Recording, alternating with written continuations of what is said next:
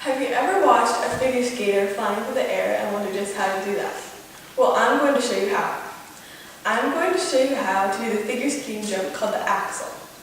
The Axel is 1.5 rotations in the air and is the hardest single jump. It is learned after the skater has all the single jumps, but before beginning to work on double jumps.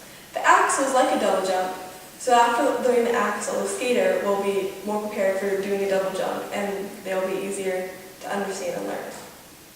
I will begin by showing you exercises that are commonly learned before working on an Axel, and then I will show you the whole process of an Axel.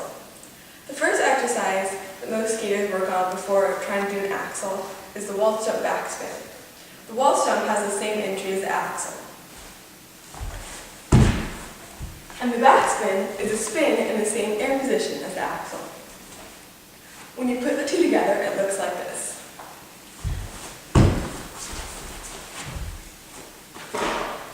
Now I will talk about the entry of the Axel. There are 4 different ways to enter the Axel.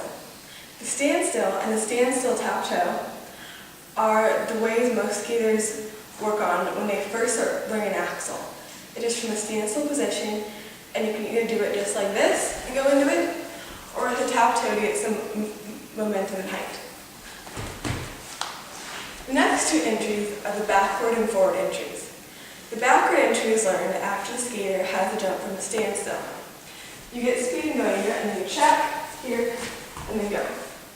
The forward entry is the hardest entry because you're going forward the whole entire time.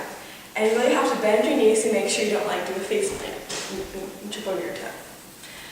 So whatever entry you're in the Axel from, it's basically the same jump. When you first go into it, you want to bend your knee, bring your arms and legs through. Then you're going to transfer your weight to your right side. Before transferring your weight, you want to make sure you have enough height. So pretend like you're stepping under like a block of ice or a staircase. So you go up, and then transfer your weight. You're going to be in this position for 1.5 revolutions in the air. You want to make sure that your ankles are touching and that you're over your right side and that your left hip is stacked. You want to make sure that you're not wrapped. Wrapping is the hardest habit in figure skating to break, and most skaters develop it when working an Axel. Wrapping when your leg is here. You want to make sure your ankles are touching and your legs here. On the landing of an Axel, you want to think of unhinging your leg. Think of the DHP position. D being the air position, H being unhinging your leg, and P being the check position.